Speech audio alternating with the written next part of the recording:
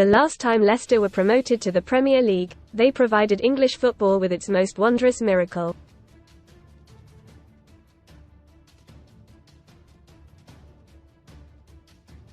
An improbable relegation jailbreak was followed by a fantastical 5001 Jamie Vardy party, Dilly Ding Dilly Dong title-winning campaign, and the entire sporting world marvelled at it.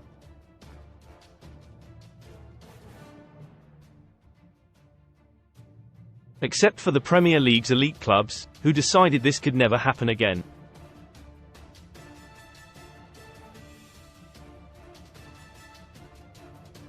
If the Foxes win promotion from the Championship this season, and they are level on points with leaders Leeds with a game in hand, they are likely to start next season with a points deduction.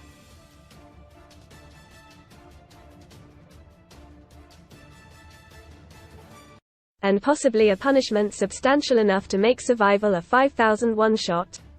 In the era of football's asterisk invasion, nothing surprises us any longer, as the world's richest and most competitive football league ties itself in knots through profitability and sustainability rules designed to reduce competition.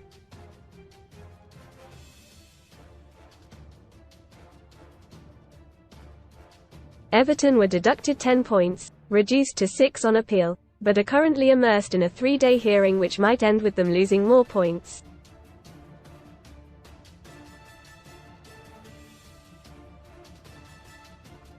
Read more in FOOTBALLNOTT. Having it Forest appeal against 4-point deduction but risk even worse punishment. Royal Oak win a stunning Audemars Piguet or £40,000 cash alternative from just 71p. Nottingham Forest are 4 points down, but that figure could be greater or lesser after their appeal.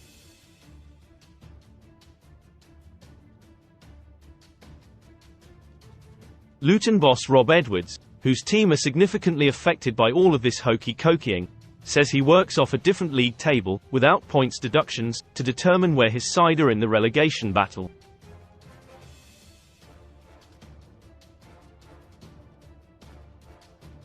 But in fact, you would need 5 or 6 potential league tables to try to work out all potential scenarios.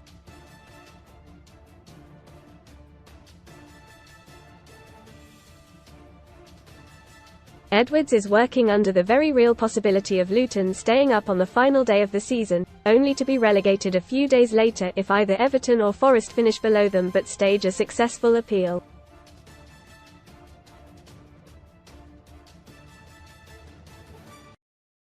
Most read in football. Calvin Inclined Phillips offered end to West Ham hell as H's wanted in emotional return. Port of Call. Man United chief Ratcliffe's bid to find next Mbappe takes him to League One. Terror threat. Euro 2024 terror warning to England fans after dangers rise to new level. Pillings hurt. Calvin Phillips responds with furious gesture as H is heckled by fans. Casino special. Best casino welcome offers. Asterisks on league tables aren't a new thing.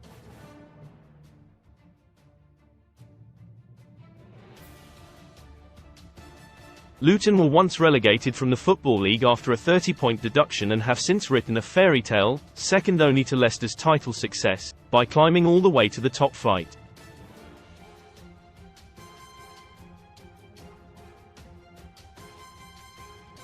Every Premier League club's most famous and also most surprising fan only to be faced with a sea of asterisks.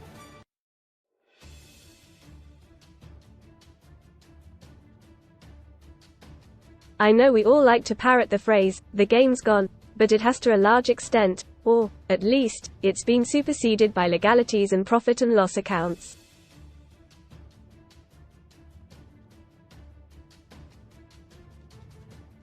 Hotshot strikers are no longer as important as hotshot lawyers. Creative midfielders give way to creative accountants, watertight defenses sit by and hope defense barristers can make watertight cases against further points deductions.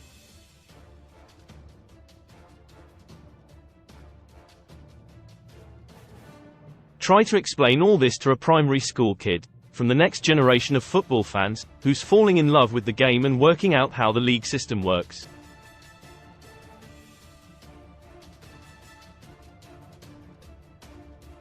You could try to keep it relatively simple by mentioning £105 million of permitted losses over 3 years.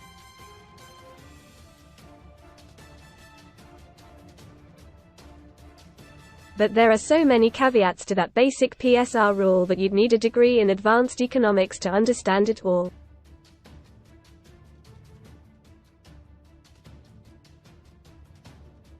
And even then you'd probably end up arguing the toss with another economics boffin about some of the intricacies.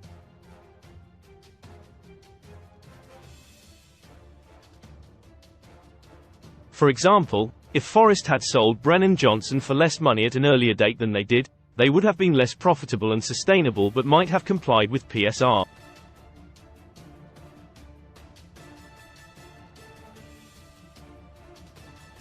Likewise, Leicester with James Maddison. Then there are the 115 historic Premier League charges against Manchester City, and Chelsea facing similar uncertainties.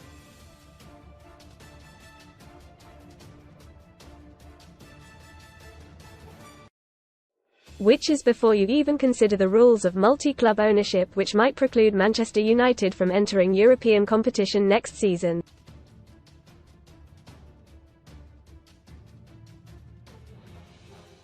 But somehow the idea of a punishment against Leicester, the miracle merchants who were still disrupting the Big Six elite just a couple of years ago, crystallizes the issue.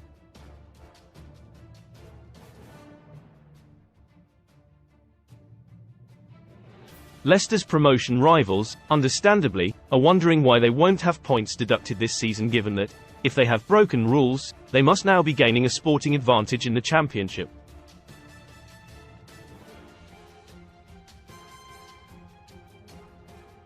Instead, Leicester look set to be punished in the Premier League, in which they weren't good enough to avoid relegation last season, despite apparently overspending.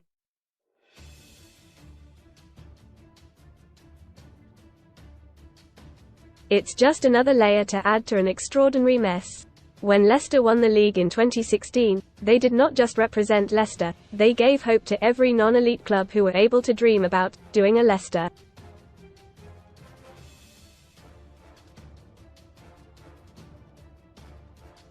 But miracles can never be unlikely enough for the self-entitled elite who signed up for a breakaway Super League, so that they would never have to play the likes of Leicester or Luton again.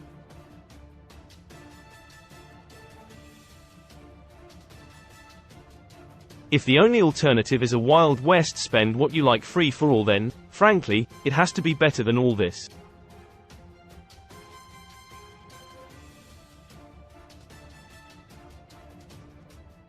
Instead, as you look forward to the end of the international break, to the climax of a league season in which promotion, relegation, the title and European places are all on the line, everything is as clear as mud.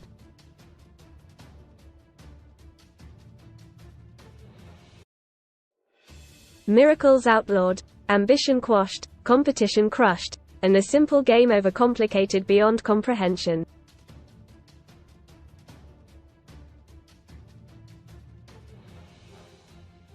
Brazen Tartan Army was revolting when England visited Hampden Park back in September. Things were getting weird, bordering on unbearable.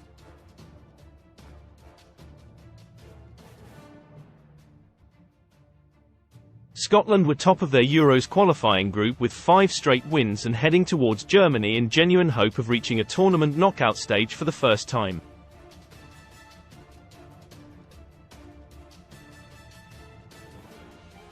Thankfully, including the Jude Bellingham-inspired 3-1 victory in Glasgow, the Scots haven't won in 6 matches and were thumped 4-0 by Holland the other night.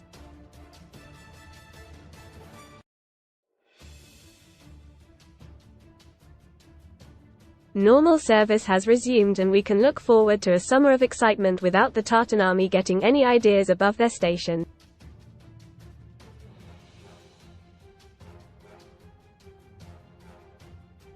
Issue is silly. As a sports columnist, you're always hoping to have a strong gut feeling on the burning issue of the hour.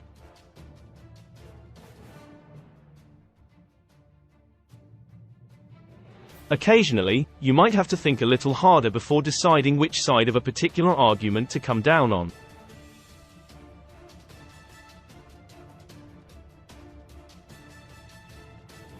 But when the issue is as silly as the current row over the badge logo on the back of the England shirt, I'm sorry, I can't even be bothered to pretend to have an opinion.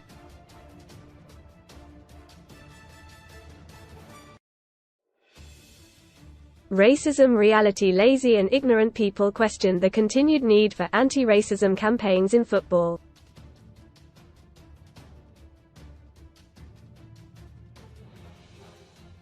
Then former Norwich Sporting director Stuart Webber opens his trap and names 5 black footballers, including Raheem Sterling, and claims they might have ended up in jail had they not made it as professionals.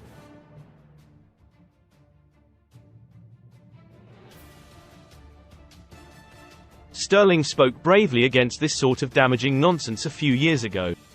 Many people in football seem to change their attitudes as a result.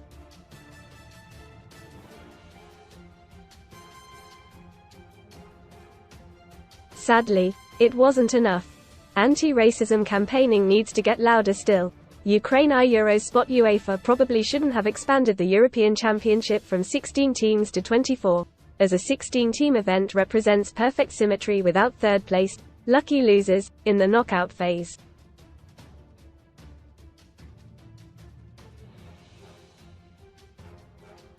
But if Ukraine overcome Iceland in their playoff on Tuesday night and qualify for the finals in Germany, we can forgive all that.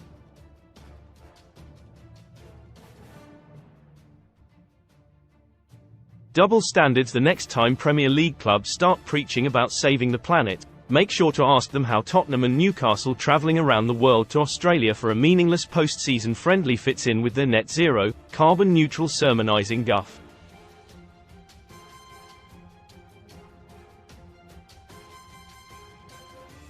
Fixture furore. I've read that some clubs still competing in cups are moaning about fixture congestion.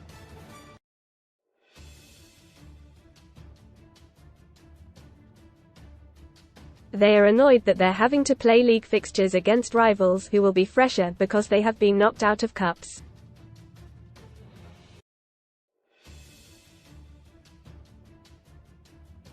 A stunning development over a scenario which has surely never happened before in 130-odd years of competitive football.